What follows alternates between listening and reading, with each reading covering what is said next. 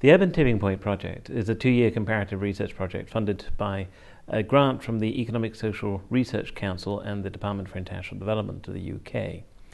It's a project which looks at urban violence in 4 cities across the world. Shivani Satija is a member of the Patna research team. Shivani, perhaps you could explain, first of all, why Patna was chosen as a case study for the Urban Tipping Point project. Apart from very high poverty indicators, Patna presented a very different case as far as violence levels are concerned, because after 2005, the violence levels, particularly violent crime levels, dropped quite steadily, and this has been attributed to the change of political regime and the steps that were taken by the current government to tackle crime, including increasing the presence of the police and the power of the police, banning gambling, around which a lot of violence and crime was organized, as well as fast-track courts. So this presented a counterfactual case for the Urban Tipping Point project, where violence tipped back to conflict, and from a policy perspective angle, we thought that was quite interesting. Could you tell us a little bit how you went about doing the research in this city?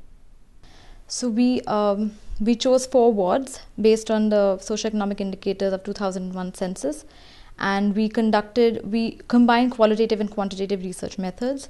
So we went to these slums and conducted focus group discussions and interviews with various local stakeholders. And then in the second level, we conducted a survey among all the households in the slums. And what was the most interesting finding of the research you carried out in the city? Okay, so one of the most interesting findings that came out during our focus group discussions and interviews was how the current government has liberalized the sale of alcohol. And this has led to a lot of alcohol shops that have mushroomed all over the city. And this has basically been done by the government to generate revenue. So while gambling was banned, which was pretty rampant during the 1990s under the previous government, that has been banned, and alcohol sales have been liberalized in order to generate revenue.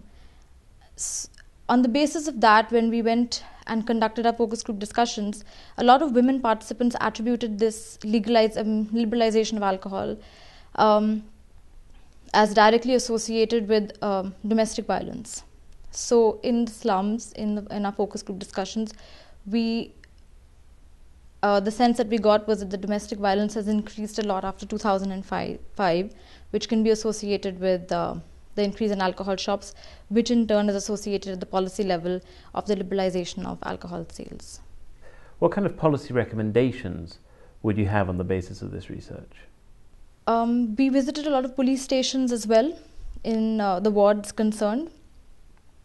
And considering that domestic violence has increased quite a lot after 2005, we did not see a women's unit, which was supposed to be there in the police stations. We did not see it at the local level at all. They did mention that there was a women's cell in one of the main police stations in the city, but that really was not helpful at the local level. So one of the policy recommendations that we would probably make would be to have a women's unit in the police station and to sensitize the police procedures to deal with women's issues, especially domestic violence.